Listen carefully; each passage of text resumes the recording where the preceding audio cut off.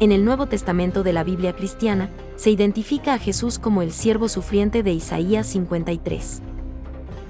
Para que se cumpliera lo que fue dicho por medio del profeta Isaías cuando dijo: Él tomó nuestras flaquezas y llevó nuestras enfermedades. Para el cristianismo, este capítulo contiene una de las profecías más claras sobre el Mesías Redentor que se pueden encontrar en el Antiguo Testamento. También conocida como la última de las 4 canciones del Siervo del Señor, que abarcan desde el capítulo 41 al 53 de Isaías. Esta es una sección que empieza en el capítulo 52 versículo 13 y termina en el 53:12. Pero, ¿fue mal interpretado este pasaje por los autores del Nuevo Testamento? ¿Realmente hace referencia a Jesús el Mesías? Puede ser este siervo Israel mismo o su remanente justo y fiel. Algunos versículos de esta sección de Isaías sin duda identifican a Israel como el siervo del Señor. Pero tú, Israel siervo mío, Jacob, a quien he escogido, descendiente de Abraham, mi amigo. Ustedes son mis testigos, declara el Señor, y mi siervo a quien he escogido, para que me conozcan y crean en mí, y entiendan que yo soy. Aquí encontramos una clara referencia plural al siervo que potencialmente podría referirse a Israel o al remanente. Mas ahora escucha, Jacob, siervo mío, Israel, a quien yo he escogido. Recuerda estas cosas, Jacob, y tú, Israel, porque eres mi siervo. Yo te he formado, siervo mío eres. Israel, no me olvidaré de ti.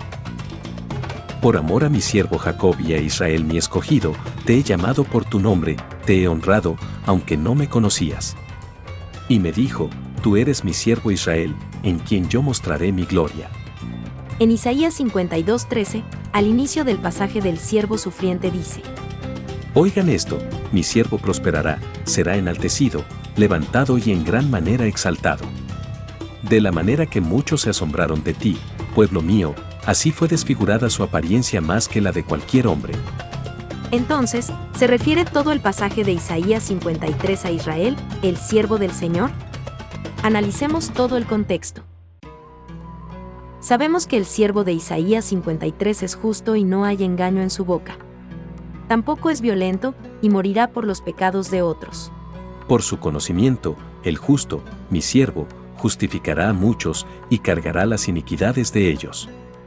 Se dispuso con los impíos su sepultura, pero con el rico fue en su muerte, aunque no había hecho violencia, ni había engaño en su boca. Si Israel es una nación justa y fiel a Dios, la recompensa sería el castigo por los pecados de otros o recibiría las bendiciones prometidas en Deuteronomio. Y sucederá que, si obedeces diligentemente al Señor tu Dios, cuidando de cumplir todos sus mandamientos que yo te mando hoy, el Señor tu Dios te pondrá en alto sobre todas las naciones de la tierra. En ese caso, Israel no hubiese estado en exilio o sufriendo pisoteado por sus enemigos como describe Isaías, sino que estaría rigiendo y reinando en las naciones. En Isaías 42 se describe a Israel en exilio debido al pecado. La ira de Dios estaba sobre ellos. No estaban sufriendo por los pecados de otros, sino en el exilio por su propia desobediencia. ¿Quién entregó a Jacob al despojo y a Israel a los saqueadores? No fue el Señor, contra quien pecamos. En sus caminos no quisieron andar, ni obedecieron su ley. Por eso derramó sobre él el ardor de su ira. Le prendió fuego por todos lados, pero él no se dio cuenta, lo consumió, pero él no hizo caso. Isaías 43:8 describe a un Israel ciego y sordo en un claro contraste con el siervo de Isaías 53. Saquen al pueblo ciego, aunque tiene ojos, y a los sordos, aunque tienen oídos. De nuevo, fallaron en buscar al Señor. Pero no me has invocado, Jacob, sino que te has cansado de mí, Israel. Por el contrario, me has abrumado con tus pecados, y me has cansado con tus iniquidades. Oigan esto, casa de Jacob, los que llevan el nombre de Israel y salieron de las entrañas de Judá, los que juran por el nombre del Señor y hacen mención del Dios de Israel, pero no en verdad ni en justicia. Las cosas pasadas desde hace tiempo las declaré. Por cuanto sé que eres obstinado, que tu cuello es tendón de hierro y tu frente de bronce, yo, pues, te las declaré desde hace tiempo. Antes de que sucedieran te las proclamé, no sea que dijeras, mi ídolo las ha hecho, y mi imagen tallada o fundida las ha ordenado. En el capítulo 50 del libro del profeta Isaías encontramos una acusación directa de Dios. Así dice el Señor: por causa de sus iniquidades ustedes fueron vendidos, y por sus transgresiones fue repudiada su madre. ¿Por qué cuando vine no había nadie, y cuando llamé no había quien respondiera?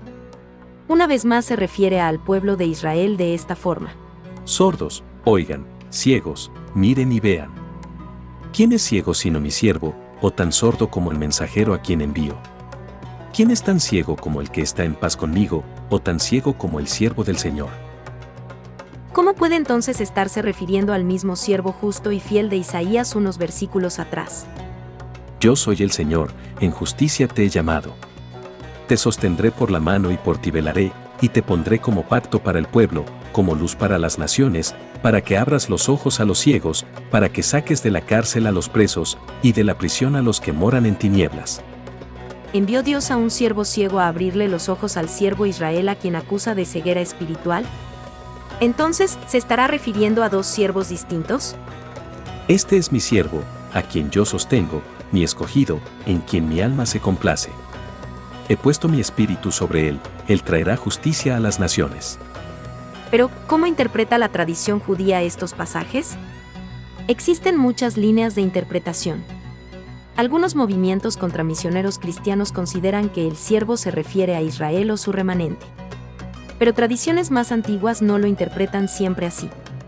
Por ejemplo, el Targum, una traducción parafrástica e interpretativa del Antiguo Testamento, interpreta Isaías 42:1 como refiriéndose al Mesías y no a Israel. Este es mi siervo, el Mesías. También, el rabino Radak, en su comentario dice: Este es el Rey Mesías, como lo hemos interpretado. Además, en su comentario sobre Isaías 49, el rabí Ben Ezra identifica al siervo mencionado en este capítulo como el mismo profeta, y señala que se le llama Israel por fungir como representante de la nación. El punto es que dentro de la misma tradición judía no hay un consenso sobre quién es el siervo sufriente, y no todos lo identifican con Israel. Incluso, previo al nacimiento de Cristo y el desarrollo del cristianismo, se interpretaba al Mesías en estos pasajes. Ahora, comparemos todo lo anterior con el capítulo en cuestión, Isaías 53. Aunque no había hecho violencia, ni había engaño en su boca. ¿Cómo puede estar este versículo describiendo a Israel? Pero entonces, ¿se está refiriendo al remanente fiel y justo? ¿Podría esto interpretarse basándose en Sofonías 3:13? El remanente de Israel no hará injusticia ni dirá mentira, ni se hallará en su boca lengua engañosa. Es necesario leer este pasaje de Sofonías en su contexto inmediato. Por tanto, espérenme, declara el Señor, hasta el día en que me levante como testigo, porque mi decisión es reunir a las naciones, juntar a los reinos, para derramar sobre ellos mi indignación, todo el ardor de mi ira. Porque por el fuego de mi celo toda la tierra será consumida. Claramente, la profecía del tercer capítulo de Sofonías se refiere a un tiempo por venir. En ese tiempo daré a los pueblos labios puros, para que todos ellos invoquen el nombre del Señor, para que les sirvan de común acuerdo. Pero, ¿es posible que Isaías 53:5 se refiera al remanente justo llevando sobre sí el castigo por el pecado de todo el pueblo? Pero él fue herido por nuestras transgresiones, molido por nuestras iniquidades. El castigo por nuestra paz cayó sobre él, y por sus heridas hemos sido sanados. Entonces, ¿se refiere Isaías 49:6 al remanente justo, llevando luz a las naciones y salvación a los confines de la tierra? No. La misma Biblia dice que pasaría todo lo contrario. Porque yo estoy contigo, declara el Señor, para salvarte, pues acabaré con todas las naciones entre las que te he esparcido, pero no acabaré contigo, sino que te castigaré con justicia. Es evidente que Dios castigará a las naciones que Él mismo está usando para juzgar la maldad de Israel, porque las intenciones de éstas eran malas. ¡Ay de Asiria, vara de mi ira y báculo en cuyas manos está mi indignación! Contra una nación impía la envío y contra el pueblo de mi furor la mandaré, para que capture botín y tome despojos y los pisotee como el lodo de las calles. Pero ella no tiene tal intento, ni piensa así en su corazón, sino que su intención es destruir y exterminar no pocas naciones.